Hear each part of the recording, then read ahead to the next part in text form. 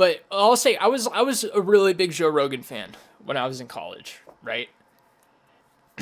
And I didn't go too extreme, but as soon as I started watching him and hearing him talk about stuff, some of it I was interested in to begin with, like neuroplasticity and how the brain works, and the way you can alter your life through certain decisions and actions. And I immediately tried to incorporate all of it because you hear these things and you say, I want to be that, and you're still kind of trying to search for who you are as a person and what you do with your life. And so, you like in my case, I would listen to Joe Rogan, and he'd have like Jocko Willink on talking about how you need to wake up at like 5 a.m. and take a cold shower. Okay, I'm gonna wake up at 5 a.m. and take a cold shower. And then he has some other guy on, and he's like, you need to be working out 7 days a week in silence. And it's like, I'm gonna do that, because at least in my case, I thought I'm just going to follow all of this advice. And what am I trying to say? And I'm going to push the envelope, and it's going to take me further than would anyone else, because I'm serious about this. Although in my case it wasn't sustainable, but it's just when you're young, especially, you're a lot more receptive to ideas and taking them in their full. So Travis, so now let me see this here. So some of those things, I'm sure you adopted into your everyday life anyway, right? Temporarily, but a lot of it was actually pretty hard to maintain. And then I just stopped altogether. It's like there's a show, The Biggest Loser, right? And they would lose all this weight, but what would happen within a few years is they gained it all back, right? Because you can only maintain that sort of thing for so long, and then you just give up. Sometimes you go in the opposite direction. Okay, but I think that's the point. So like Andrew Tate touts never giving up. So even if you do give up in the short term, even if it's not sustainable always, you're able to come back to it later. But that's the point. You like gave up. Right. Well, I mean, the human psyche is a lot more fickle, I think, than someone telling you not to give something up. You need like motivators, and really the core of like what guys like Jordan Peterson and Andrew Tate and stuff like that really get into. There's some truth in it, like, making yourself do things deliberately day in, day out, and building routine. But if you take a routine to the opposite extreme too, you can have like panic attacks when things kind of fall outside of that. But also a lot of it is just try to maintain a balanced life. That's the most simple thing, and it looks different for everyone's life. But I think by doing that, that's what really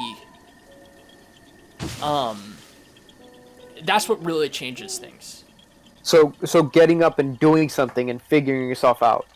Well, it's different for everyone. I mean, there are people like there are people whose balanced life is going to the gym 5 days a week and spending 2-3 hours there at a time. There are other people whose balance is just having a job and a wife. Right? It's just figuring out your unique personality types. Exactly. And you can't figure that out if you're sitting on your computer all day jacking off. You can't. Yeah. And a majority of the men are doing that.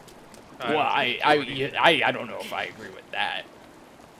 The majority of the men are spending their time just sitting on the computer jacking off.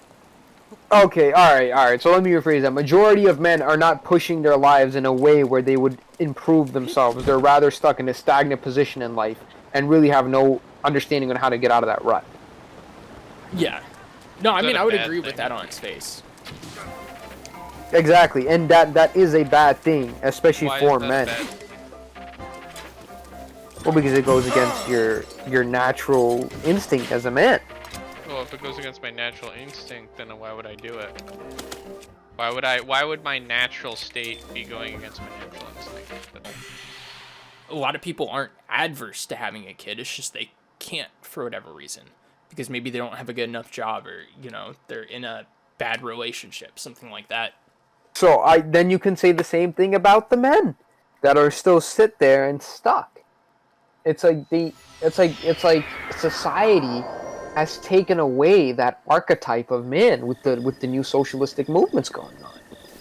And it's hard to like be a man in society nowadays. You know what I mean? And if you think about it, you could. Difficult. What do you mean it's not that difficult?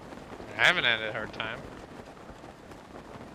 Yeah, I mean, like, let me, without getting too specific, you know, since we're on a stream here, let me tell you the difficult parts of my life.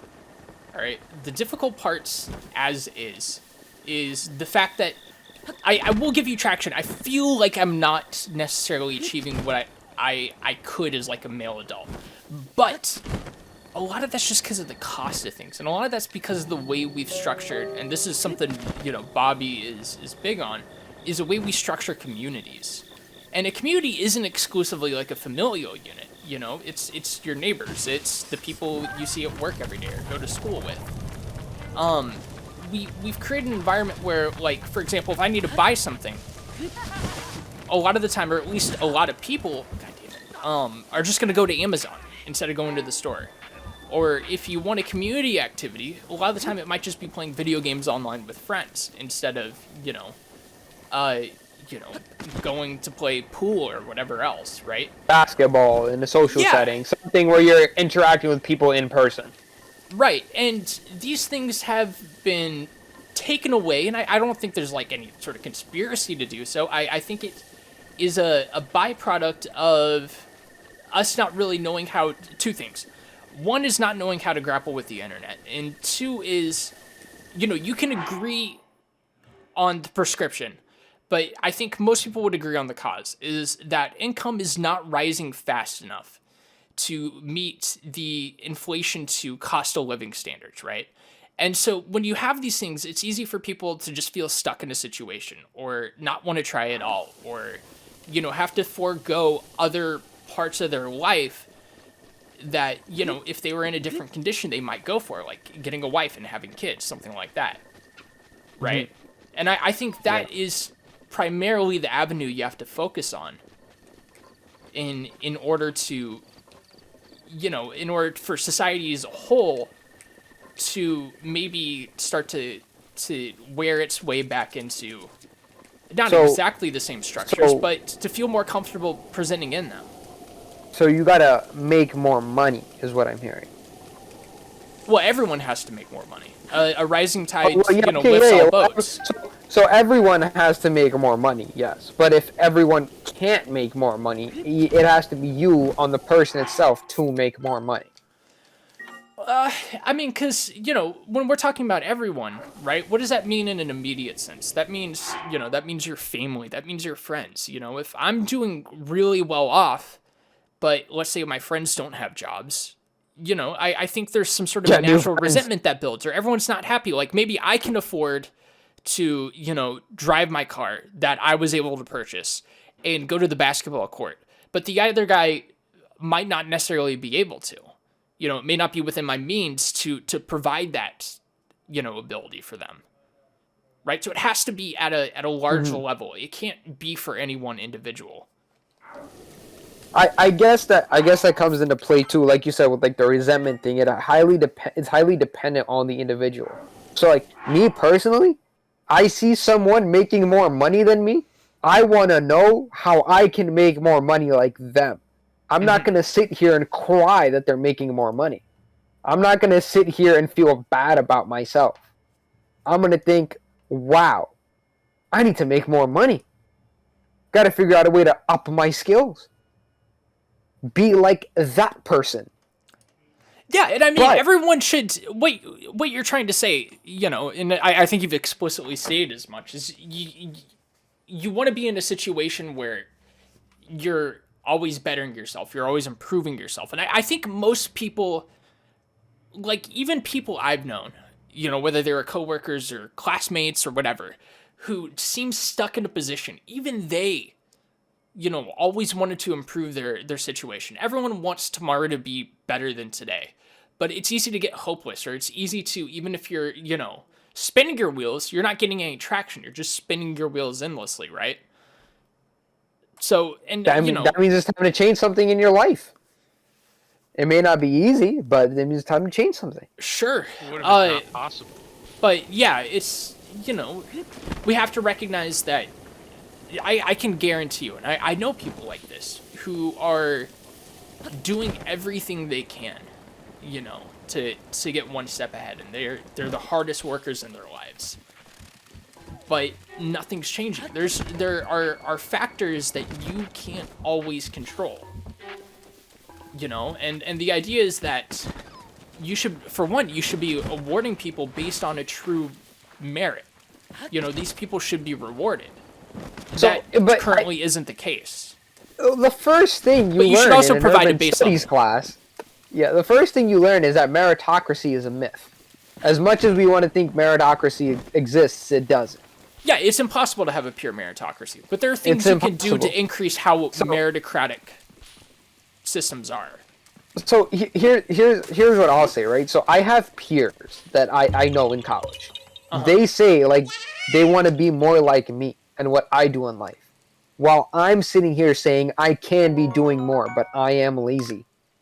Which I feel like I am sometimes, but then there are other people that think I'm the shit. Like, yo, like this is a guy to be like. But I'm still sitting here going like I need to do more. So if I take that same perspective and put it in other people's, they may be doing everything that they can, but I'm sure that they can still be doing more. Like, literally, unless you're getting 2 hours of sleep every night because you're sitting there working your ass off doing everything else, Right. you could be doing more. But okay, and here's another thing to consider is what about the person, for example, that maybe doesn't feel that way, but they're contributing something big to society, like a custodian or something. Like you need someone who fills that role, you know, or you need a service worker performing some service job that may not require a large skill entry. Just because those people have those careers and, you know, they don't have the education or whatever behind it, but because they're still doing something full time and they're putting everything they can into it and providing a massive value to society, should they still not be, you know, included in those amenities? If they're happy with their lives and they want to continue doing what they're doing, I have no problem with that. Well, then that just completely got rid of like the point of what you said initially. Like that completely counteracts your original point, Which is? which is that Andrew Tate is telling you that you're never good enough, that you always have to be better, that men generally have to be better. Yeah, they do. They should. Well, then if you're fine with if somebody's happy, then they don't need to improve. Pick one or the other. They're mutually exclusive. If someone is truly happy, I'm gonna let them live their life. But then most men will tell you like, no, man, I wish I was doing more. I wish I was this. I wish I was those that. people should be doing more. But the idea that every single man, all men, must be doing more, which is what you said Andrew Tate's original point is then you disagree with that, because you say that some men need to be doing more, but a lot of men don't need to be doing more because they're happy with what they're doing. If you're happy, then you're fine. If you're not happy, then you should be doing more. I guess that's where the communication comes into play. Where his job is to send out a message to everyone to do better. That's his job. His message is that everyone should be doing better. I think, Yeah. you know, if you're happy, Then go do it. Bad. But that doesn't mean I disagree with his message. Well, I think and real that's quick, bad. just Well, I for mean, the you record, said you disagree with the message. I've been taking it as a for granted in this conversation just to keep things going. But you know, I've listened to quite a fair bit of Andrew Tate. There's a lot more to what he's saying than that. You know, and you know, you can look at the way he conducts himself as well. And I mean, it's a complicated thing because you're talking about someone who does put in work, but they're also, for example, you know, benefiting tremendously off of other people. For example, like the cam girls, right? He would be nowhere without their work, but he needed their work, and you know, that's to completely avoid any, you know, ongoing issues with his, you know, with those relationships, whether you want to consider them worker boss or, you know, something worse or better, you know, just to keep it neutral for the sake of this. Uh-huh. He's you know, and then you could look at Hustlers University as well, right? Like, from what I've seen, I don't think it really provided anything of that much value. And for him, where's the work in that? You know, of course, there's the work in making it, but afterwards, it's like in real estate, right? Some people have properties, and they're called triple net. Okay, and let's see if I can get exactly what triple net is. Because it's an N. And the idea is, you know, the way it was taught to me is that, you know, everything's taken care of by the tenant. You basically just get, you know, a check in the mail every month. And I think it's usually used for like industrial leases and stuff like that. Triple net leases. That's, yeah. Okay. And to me, it's kind of a similar thing. You know, there was some work in, you know, in the real estate example, it's acquiring the property, you know, putting it on the market, finding a tenant, but then everything after that's just free money.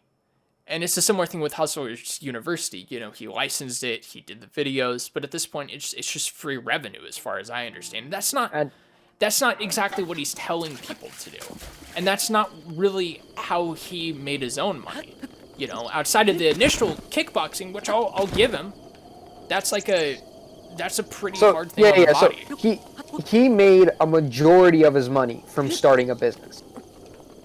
Okay. Now, whether you want to say that business is exploitive or not, you could call any business exploitive because they took your assets as a person and they used them for personal gain, while giving you an X amount of the pie, right? The surplus value, right? You're not getting the full value of your labor. Yeah. Exactly. Now, whatever that labor may be, whatever assets and values you have to offer, he did that, right? Mm-hmm. So I think what he's trying to show in Hustlers University, well, I'll keep it a buck here. I think Hustlers University was kind of a shit take by him. Like, it was genuinely just an MLM that pushed his agenda further. Do I think it's extraordinarily intelligent the way he did it? Yes, he's a smart-ass guy for doing that, and that's why I respect him. But, was it the right thing to do? Probably not. But I also understand that, wow, he kind of got hundreds and thousands of people to get up off their ass, spend some money, and do something with their time. Okay, I could be wrong. Rather than have it go to waste. But what he did, because there's a lot of instances of similar things occurring across time. You know, you have various MLMs, you have pyramid schemes, you have, you know, scam dietary supplements, stuff like that, right? I don't think the people who do those things are necessarily smart because it's a time-tested model. And I mean, it goes so far back that, you know, they used to call them snake oil salesmen. Like, they've been around for centuries, if not millennia. I think it's just that most people aren't willing to do that. Although, arguably, you could say the skill in it and what makes someone skillful is the charisma to pull it off and trick people into doing it. It's the Sigma male grind set. It's the shutting up and getting to work, right? So whatever that work may be, maybe it doesn't turn you into a millionaire, but that grind set is what they're trying to instill in you, is to get up off your ass and work, whether that's for pennies, whether that's for hundreds of thousands, whether it's for millions. And the harder you work, is that a good thing though? the more you learn, the more you're gonna make. I mean, just look at, like, 50-year-olds have the most money, you know, after they've been in their field for 10 or 15 years. They know what they're doing in the professional world, at least, in a sense, where you get older, the more experience you have, the more money you are owed, whatever, with salary, etc. So that's why they go and buy Corvettes at 50. You know, they have the money to, while a 25-year-old can't. So everything comes with time and effort. And if the kids nowadays aren't putting in any time and effort into anything, where are they going to instill those values from? Where back in the day, where early America, where you send your kid to work at 15 years old. Well, if you're in the Northeast, or if you're like my family, we just kept traveling west.